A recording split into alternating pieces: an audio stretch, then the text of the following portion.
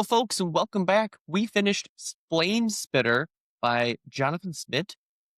This is book one in their Elemental Gunslinger series. I was skeptical going into this because I've never really read like a Western or anything like that. And based off the cover, I'm like, this is a Western with flaming hands. Cool.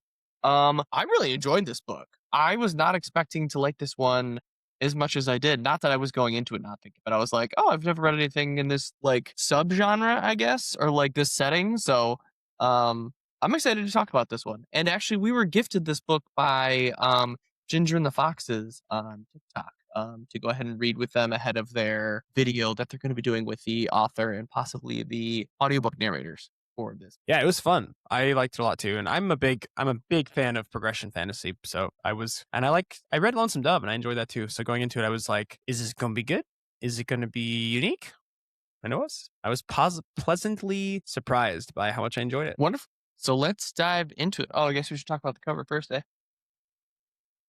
How do you feel about our cover? I like the flame hands, and I like that it's like a cool cover, and it's very much like I would see this cover and be like, oh, I think that book looks interesting. But in the same sense, it's also a little bit of a simple cover, you know, like it's a main character with fire hands, and that's it. But also, that's cool. Like I would see that and be like, I'm interested. Yeah, I like the cover. I'm never a fan of like cover or characters on the cover.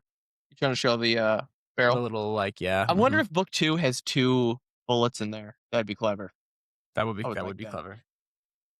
Normally, I'm not a fan of characters in the front. I think it works because he's got the glowing eyes and glowing hands and stuff. Other than that, like you said, it's a simple cover. I got really nothing wrong with it. I don't know if I have much else to say. It's all right. Yeah, it's simple. Sure. It's not the most eye catching, but also like it's a cool fantasy cover. I'll look at it and be like, I'm interested in that. Like, I want to check that out. Come on, check it out. Yeah. So let's talk about our characters. I liked our main character, Mr. Jones.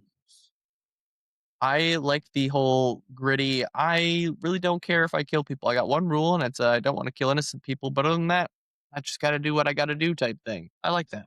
Everybody's been goody two shoes lately. Characters. You're like, I need someone that's a little bit. I need someone who's side. not afraid to kill people. He's not afraid to get stuff done. Exactly. He's a little broody for my taste. Oh my god. He's a little bit of a sad boy of a caught, not even caught in his feels, but caught in his, the world's dark. Everybody hates me. Everybody's bad. Everybody's gonna be kind of like any parody Batman video you've seen. Everybody's bad. I'm gonna take out everyone. I feel like he was parody. No, I didn't. No, that's not what I meant. I just for some reason I made that voice and it reminded me of every parody Batman video I've ever heard. But I just thought the main character was a little broody. Not that he was. I do have other thoughts about that actually, but I'm gonna save it for a different category. So this is a little spoiler for you, a little sneak peek. I liked him. I just thought that he was a little bit broody, but I don't know. I liked when we got some development. I feel like from Jones and Clint in their like moments together. I don't feel like we got like a ton of other development. Is there something that I maybe missed that you feel like was there? Like I do feel like our development of the character was. I don't think one-dimensional is the right word, but maybe a little like flat. Like yeah, because I mean he only has one motive, and that's to kill everybody that killed Randall. And so anything other than that, he's like, whatever. I mean, there was definitely development when he was like realizing, okay, I can't do this alone. Okay, I'm not invincible type thing. Okay, maybe I'm not as strong as I, thought I was, and I have a lot more to learn because of what Clint showed me, the martial and everything. So I think there was development there. That's true. That's a good point. So I would give it a full point because he's our main character. So I'd be like, he got everything. And I feel like we got more well-rounded Clint. But the other characters, I feel like we'll get like more of the martial and him in the second book. I don't know if there's lots we really didn't get it. I don't know. I just feel like maybe I'm overcomplicating it. Maybe I'm being nitpicky. Maybe I'm. You can be nitpicky. Maybe I'm vibing a little lower on it. I feel like we didn't see much of a like developmental range for the character. It's just our main character we saw have a few different situations where we saw a little bit of growth from him, but I don't think it was like big moments of growth. It was more like, I'm not the strongest person. I need help. And I just feel like we could have seen a little more spark. Yeah, not that it was bad. I liked what we got, and I liked the character. I just I felt like I could have used more of an oomph in the I character can see that. development. Well, you ain't wrong, but I'm gonna I'm give gonna it the give it a full point point. five. That's fair. But anyway, on to originality and creativity. It was. I thought it was. I thought it was fresh and I thought it was fun. And I also thought that the whole like world was unique. There are a lot of parts of cultivation stories that do feel similar. Like it is kind of like a manicore that you refine to different levels and that you like rank up and then your manicore levels change. That idea is not necessarily new, especially for me in the like manga and anime world. Like beginning after the end is a similar kind of thing where everybody naturally forms a manicore and then they can meditate to grow the capacity of their manicore, and they can do things to refine it so that it changes colors and they change ranks. So the idea of a cultivating a manicore, not super new for me, but this I still felt like this story and this everything that like the way that it went was pretty creative and pretty original. I haven't seen I feel like anybody fuse it with a western before. I feel like we've talked about before, like a common like branch of some sort of genre, right? Like Greek mythology, and then people doing like Hmm. retelling. Greek mythology is your branch, right? And then your retelling is the offshoot. But I feel like the Manicore thing being like the foundation of it, and then having it be a Western where you form bullets in your mind like a mental bandolier that you can like shape different. I mean, that was unique to me, I Yeah, thought. that was But unique too. I don't read anime like that or manga. You could I could, I just haven't. you could expand your repertoire. Not opposed, as long as it's not One Piece. I was just gonna say maybe you should start One Piece. No. So I thought it was original and fresh. Like I said, Yeah. I personally have never read a Western, and I feel like this did things differently enough to where I just enjoyed it. I don't know. I got Yeah, nothing it else was to say fun. besides it. Yeah. I'm not docking a point here. I'm giving it a full point because Yeah. it was fresh and it was unique. I loved the Western elements of it. I'm just more so pointing out that it also had some of the similar like aspects of other cultivation stories. But I think that's Yeah. why you read progression fantasy and cultivation stories and lit RPGs and stuff. You're like, ooh, I like the other ones. I'm gonna read more of these. Speaking of enjoying it, our engaging storyline, I felt like this one progressed pretty well. I mean, this is more pacing and stuff, but I felt like I was engaged, the whole time. I never felt like there was really a lull. I felt like we got to learn little snippets in our downtimes, which is what we always talk about. When you're traveling, you should be learning this thing. And that's what we talk to like. You got downtime while you're injured. Talk to Clint about your what did he call a bullet? Whatever the bullet he made that like destroyed everything. His like superpower that only one in four had in the military. 104. Oh yeah, that's right. Um The like four horsemen. yeah. So it was a very single-minded goal for the character. So I was a little like wary that it was gonna be like, all right, this character just cares about this one thing and everything else is gonna fall by the wayside. But I felt like towards the end, he was almost like, a worn down, broody guy where he like started caring about a little bit more things. Maybe not necessarily like, the relationships he was forming or anything, but he cared about, okay, like I do need to get better and stronger. We Yeah, got to see that there was more to this. it's true. One of the things that I wrote in my notes that this is like soapbox rant for me, kind of like how there's a lot of lit RPGs that don't do anything. I really liked that this had more of a purpose than just leveling up our main character and like watching them like just get stronger over and over again, which is something that a lot of cultivation and progression fantasy stories can lose. They can lose like having a purpose and a storyline outside of just like the main character getting stronger. And I think that it's easy to get lost in the sauce of just like, we're going to go watch them level up and do really cool, unique things to level up. And all they're ever going to do is level up. And so I liked that this had aspects of like him needing to get stronger and it like dangled the carrot of him cultivating and progressing. But I also Yeah. liked that there was a world outside of that, right? Like it was like there's a lot more going on than just our main character needing to level up. So I gave it a full point. I enjoyed that. From there, the story end and wrap up. Liked the end. It made me really excited for the next book. I liked the ending a lot. I thought it went. I thought it ended with a bang. It Yeah. was a lot. It was a big like lore dump. A lot of things to be excited for in the upcoming book or in the next book. Yeah. And it was cool because we eliminated the bad guy with a lead to the next bad guy. But like they built up the next guy to be like, something big. And like there's a promise of like power scaling. There's a promise of like a different setting. So I'm overall was really happy with how it ended. Yeah, I I agree. thought them I getting liked I betrayed liked and everything stuff in the was ending. interesting. Yeah, I thought the ending. I thought the all the solutions were earned. The fighting was good. The climax was climaxing. Oh, what's not to love about a good climax? I mean, what's not to love? World building and setting, I liked our setting. I thought it was simple, but I don't know if I really needed more. He was in a small town and there was a bandit on the outskirts, and that's kind of all that this was. I think this is one of those where, like we talked about, the second book is going to kind of like open the world up a bit. Like, we get to unlock more of the map as we go along or whatever. I mean, I don't know if I needed more. Like, I felt going into this, I wasn't expecting a lot. And so, like, what we did get, I was satisfied with the knowledge that I had. There wasn't anything like, oh, I wonder how, like, this works or this works. Like, I just trust that I'm either, like, going to get it and I'll be upset if I don't later. But I feel like I'm happy with everything we got in this book. And I know you're not going to agree. Yeah, I'm gonna be a little nitpicky here. I wanted more from both the world building and the setting. I understand the world building I could be kind of lax on because, like you said, it gave us the ending gave us some snippets, and it set up to tell us more about it later, and it really focused on like our main character's journey to like get his revenge in this book. I the whole time I was wondering like how mana works in this world. Like where did it come from? Why did they have it? Is it only for guns? What did people do before guns? Then we got a little snippet about like Native Americans using it for in like other ways. And then like Miss Watts using it in like her tea. And so that was interesting. And I wanted to get a little more of that. I was like, but what else? And I They talked also about like new things happening where they're like heating tubs and like, so I think it's just like the military like hid everything or whatever. I think they talked about. I think it was like downplayed on purpose. Like the government's hiding things. Um, but that leads into my other point. Thank you, sir. You've made my point for me. you're welcome. You made a counterpoint for me in that I wanted to I wanted more how do I say this?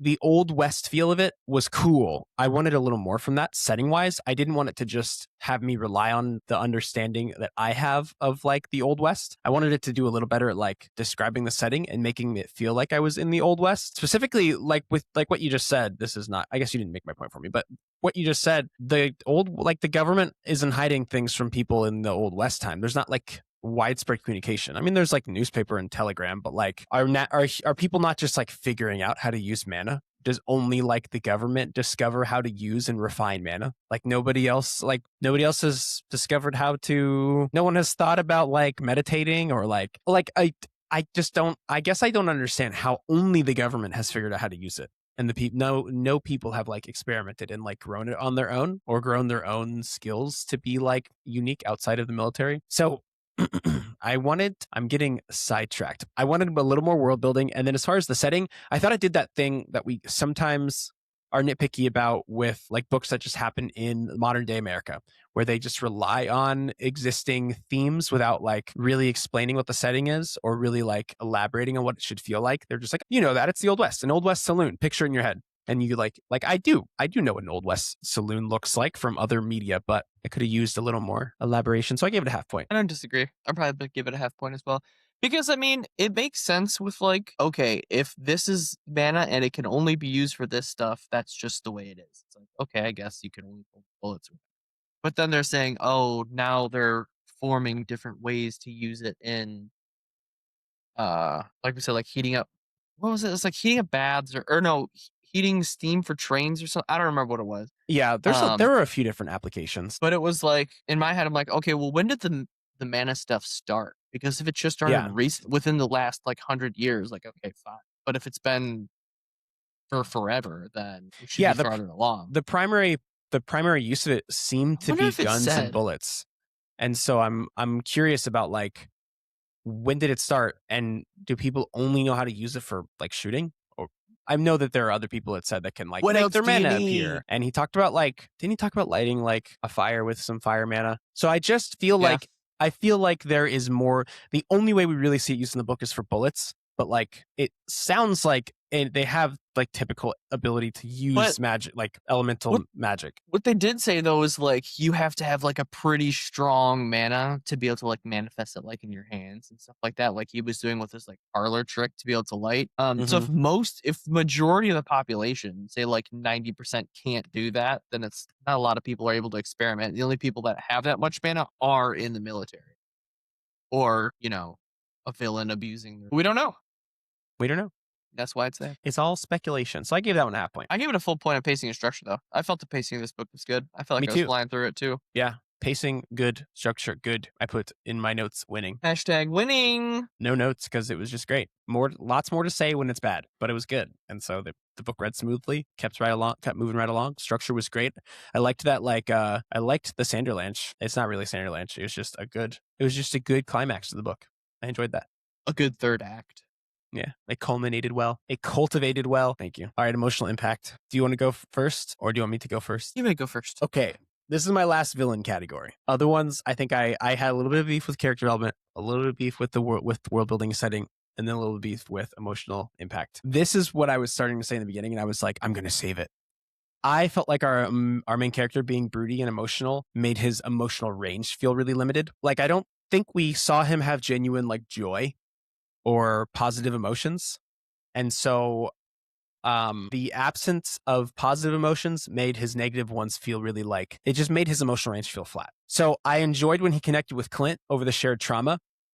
That still felt a little blunted, but that was like really it. I don't feel like his emotional range was enough for me to feel like he was like there was much of an emotional impact, specifically I think because it was so like, I'm broody, all I want is vengeance, which is fine, but we didn't see him experience emotions, this brings me back to why I also had some beef with character development. I don't really felt like we saw him experience development in a way that was like emotional for our character. Yeah, trying to think because I don't disagree. Like I feel like he didn't have much of a range. Like he felt emotion, like you could tell. Like, but even when he was betrayed, he was just like, "Damn it, I've been betrayed. I knew I shouldn't have trusted these people."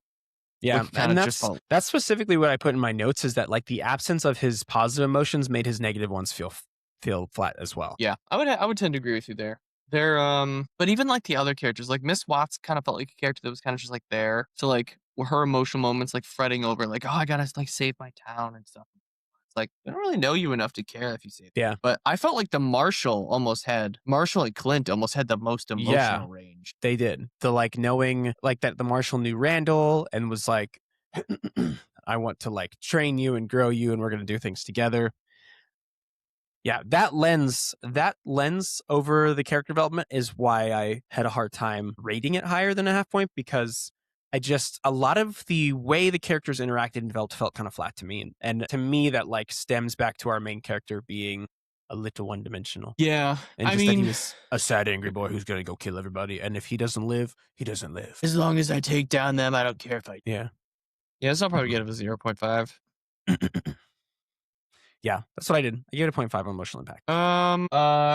Writing style and prose though, I felt was fine. Me too. It was great. Prose was good. It was digestible. Another example of how I think Jonathan Smith has a lot of books out. So to call them a new author or an indie author might not be 100% accurate, but a lesser known author that has great prose. And I always like to call out when we see lesser known authors who have better prose than people who like get big. And I'm like, how'd you get big with this prose? So this Right. Jonathan's prose was fantastic. But agree. Full point. Easy. Easy peasy. Think so for emotional or not emotional depth, excuse me, meaningful themes and depth. I felt like these were ones that were again like clearly stated, like they were there. But I don't think they were like thrown in your face, clearly stated. They're just ones that were like, this is obviously the theme. But I felt like they were done well. Yeah. I felt like a lot of the themes again. I mean, we got like, he wants to avenge, Randall, and at what cost, and what is he doing? His humanity, what is it worth avenging Randall, blah blah. But I feel like a lot of the stuff that we got, we just talked about, was with Clint and Marshall. And they're like the Marshall with his like, trauma of being like their bodyguards now, but they used to be like in the military, and how they knew everybody else. I felt like a lot of the themes stemmed from our side characters. Yeah, I would agree. And I gave it a point here as well. It was simple, but I felt like they were there in a way that was not just like the theme is the cost of war. The theme is vengeance as a motivator. But they were like, those things were reiterated over and over again to our main character in a way that I thought made them like valid themes, right? So Yeah.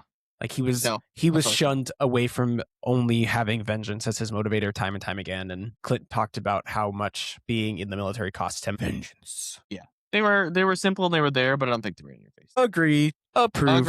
Agree. Approve. And then Yeah. And then what? rereadability and lasting impact. I'm excited for the next book. I really wanted to jump into it, except for the fact that we were reading this kind of like as an offhand thing in between like finishing Echoes. And I really wanted to get back into Echoes. But if we didn't have that, I would have jumped right into book two. Yeah, we have a big old plate full of books that we have committed to reading, and it's like we got to do it. We got things to read, but we were like, man, should we go into the next one? Should we do it right now, really quick? Hmm. But I maybe think we'll after read it maybe in between Echoes 6 or after yeah, Echoes 6. that's exactly what I was gonna say. Boom, same brain in between this Echoes trilogy and the last Echoes trilogy Yes, sir. in the Echo saga. But anyway, overall, so what do we land on with this then? I gave it a 8.5 and you gave it a 9. So we gave it an 8.75. I'm happy with the score. I Me think, like I too. said, this was a book I wasn't expecting much from it just because I didn't know anything about it, like Yeah, literally just anything like except for I saw it was clearly a Western dude with flaming guns. So I was like, okay, whatever. So I think that mindset going in made this more enjoyable as well as obviously. yeah. But yeah, I'm happy with my score. Me too. Easy recommendation. If Oh yeah, for especially for people like I feel like there are a lot of people who are looking for only progression fantasies or lit RPGs because they like that kind of like whimsy in books. And so I would definitely say go read Flamespitter. That was super fun. yeah, I would recommend this to kind of even if people are like, oh, like they're looking either for an in-betweener or they're like new to fantasy and they want something like easy to like a magic system that's easy to understand. I feel like this would Yeah, be, even though we wanted more from it and origin and stuff, I feel like as someone new to being in a genre, this wasn't hard to comprehend. I agree. Agree. Agree. So All right. other than that, this is our review on Flamespitter. We're also dropping a review on Save Scumming that we read with Soundbooth Theater. They gave us an audiobook copy to listen to. And then, Mm-hmm. we've got more Echo Then. Saga in the pipeline. And we're starting to read 4 chapters a week of A Game of Thrones. Yeah, we're a cool little book club. I'm excited with because I'm not even gonna say I want to read it because I said I wasn't gonna read Game of Thrones because it's not a finished series, but I know it's peak, so it's one of those things where I got talked into it against my will. But four chapters a week, I feel like is manageable, so I'm excited It's to true. That's what's like that. which has looped me. That's what has looped me in. If we were just gonna read this out of nowhere and make it our like identity for the next 6 months, I'd be like, no, like not. I can't commit to this. It's not done. But the way we've gotten pulled into it, makes it palatable. Yeah, because you've never seen the show, right? Right? I'm a full Game of Dude, Thrones. I know yeah. nothing. You know nothing, Jon Snow. These are I'm 2 chapters in. I've met Jon Snow now. I think you're gonna really like. So I finished the show, and I read the first 2 books years ago, and they were so good. We can talk about this, not on this one, obviously. This is just a rant at the end of our episode. But you're gonna love it. I'm very excited for you and for me as well because I enjoyed them the first time around. It's good. I'm ready for the ride. It's good. Maybe by the time we finish, the next book will be out. Yeah. Okay. He said And in with that- 2019 something about like imprison him if it's not out by this time. 2019. So anyway, with that was our tangent for the end. But that was Flame Spitter by Jonathan Smith. Super excited we got to read it. Can't wait to dive into the next one. And we will see you guys next time. RSQ RSQ out.